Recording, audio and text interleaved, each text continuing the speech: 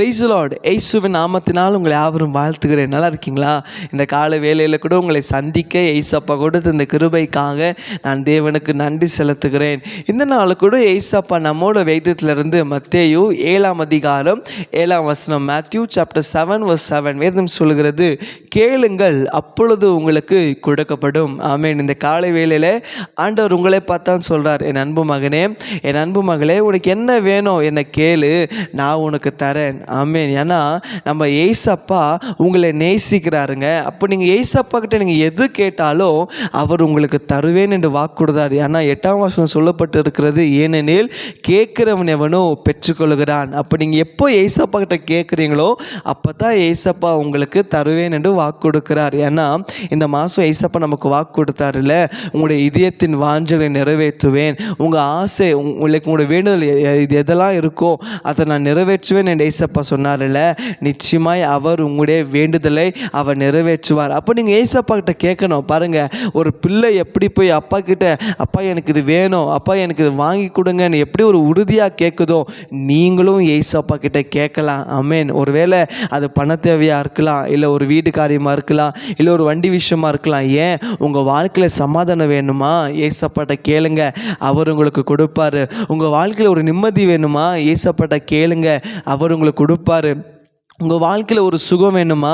ஏசப்பாட்ட கேளுங்க, அவர் உங்களுக்கு கொடுப்பாரு. உங்கள் வாழ்க்கையில் ஒரு நன்மை நடக்கணுமா? ஏசப்பாட்ட கேளுங்க, அவர் உங்களுக்கு கொடுப்பாரு. உங்கள் வாழ்க்கையில் உங்களுக்கு ஒரு விடுதலை வேணுமா? ஏசப்பாட்ட கேளுங்க, அவர் உங்களுக்கு தருவார்.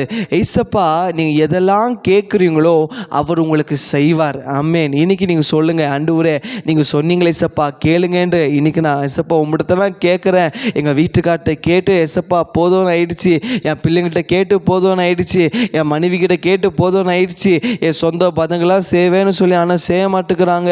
ஆனால் இன்னைக்கு உம்மிட்ட நான் கேட்குறேன் ஏசப்பா, என் வாழ்க்கையில் இந்த அற்புதம் செய்யுங்க, என் வாழ்க்கையில் ஏசப்பா நன்மை செய்யுங்க, ஏசப்பா எனக்கு இந்த சுகம் கொடுங்க, என் தேவையை சந்திங்கன்னு நீங்கள் ஏசப்பாட்ட கேட்டு பாருங்களேன்.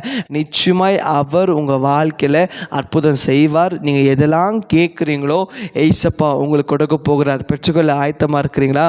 அப்போ ஜெபிக்கலாம் வாங்க. தகப்பனே, இதோ இந்த காலை வேலையிலப்பா நீர் பேசும் வார்த்தைக்காக நன்றி செலுத்துகிற ஆண்டவரே, கேளுங்கள் அப்பொழுது உங்களுக்கு கொடுக்கப்படும் என்ற வார்த்தையின்படி அந்த வார்த்தையை விசுவாசித்து எதற்கெல்லாம் ஏசப்பா ஜெபிக்கிறாங்களோ, உண்மை நோக்கி கேட்குறாங்களோ, இந்த நாள்லேருந்து அவங்க வாழ்க்கையில் அற்புதங்கள் நடக்கட்டும். அதெல்லாம் ஏசப்பா அவங்க வாழ்க்கையில் அண்டப்படி கொடுக்கப்படியாக நாங்கள் ஜெபிக்கிற ஆண்டவரே, சமாதானத்தை கேட்குற பிள்ளைகளுக்கு சமாதானம் கொடுங்க, சந்தோஷம் கேட்குற பிள்ளைகளுக்கு சந்தோஷம் கொடுங்க, இப்போ விடுதலை கேட்குற பிள்ளைகளுக்கு ஏசப்பா விடுதலை கொடுங்க.